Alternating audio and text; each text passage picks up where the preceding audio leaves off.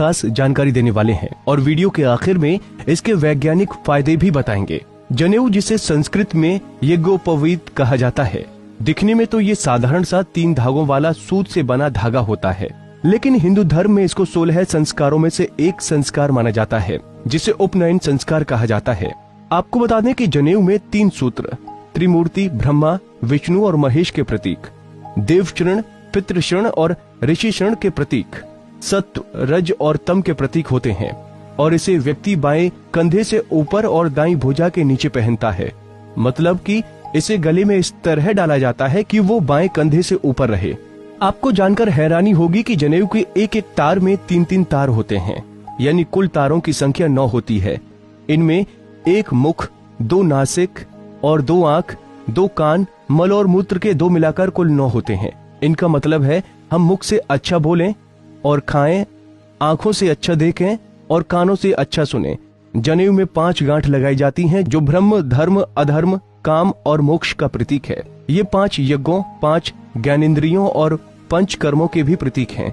तो वहीं जनेऊ की लंबाई 96 अंगुल होती है, क्योंकि जनेऊ धारण करने वाले को 64 कलाओं और 32 विद्याओं को सीखने का प्रयास करना चाहिए। वैसे तो सही मायने में बच्चा जब 8 साल का हो तभी जनेऊ पहना देना चाहिए, उसके बाद ही शिक्षा शुरू करानी चाहिए। लेकिन आज के समय में ऐसा नहीं होता है, इसलिए शादी के पहले जनेऊ पहनाया जाता है। तो चलिए अब आपको बताते हैं जनेऊ धारण करने के बाद के नियम। सबसे पहले तो मलमूत्र विसर्जन के दौरान जनेऊ को दाहिने कान पर चढ़ा लेना चाहिए और हाथ स्वच्छ करके ही उतारना चाहिए। इसका मूल भाव ये है कि जनेऊ कमर से ऊंचा हो जाए और अपवित्र न हो, और अगर जनेऊ का कोई तार टूट जाए या 6 माह से अधिक समय हो जाए तो बदल देना चाहिए। खंडित प्रतिमा शरीर पर नहीं रखते।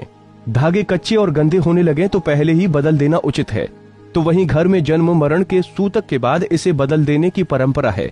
जिनके गोद में छोटे बच्चे नहीं हैं, वो महिलाएं भी जनेऊ संभाल सकती हैं, लेकिन उन्हें हर मासिक धर्म के बाद इसे बदल देना पड़ेगा। इसके अलावा बता दें कि जनेऊ को शरीर से बाहर नहीं निकाला जाता।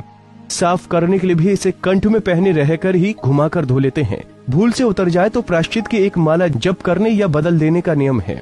अब ये तो आप समझ ही गए होंगे धार्मिक दृष्टि से जनेऊ कितना फायदेमंद है, लेकिन हम आपको इसके सेहत से जुड़े फायदे भी बताने वाले हैं। जो लोग जनेऊ पहनते हैं और इससे जुड़े नियमों का पालन करते हैं, वो मलमूत्र त्याग करते वक्त अपना मुंह बंद रखते हैं। इसकी आदत पड़ जाने के बाद लोग बड़ी आसानी से गंदे स्थानों पर पाए जाने वाले जीवाणुओं और कीटाणुओं के प्रकोप से बच जाते हैं। जनेऊ को कान के ऊपर कसकर लपेटने का नियम है। ऐसा करने से कान के पास से गुजरने वाली उन नसों पर भी दबाव पड़ता है जिनका संबंध सीधे आंतों से है। इन नसों पर दबाव पड़ने से कब्ज की शिकायत नहीं होती है। पेट साफ होने पर शरीर और मन दोनों ही सेहतमंद रहते हैं।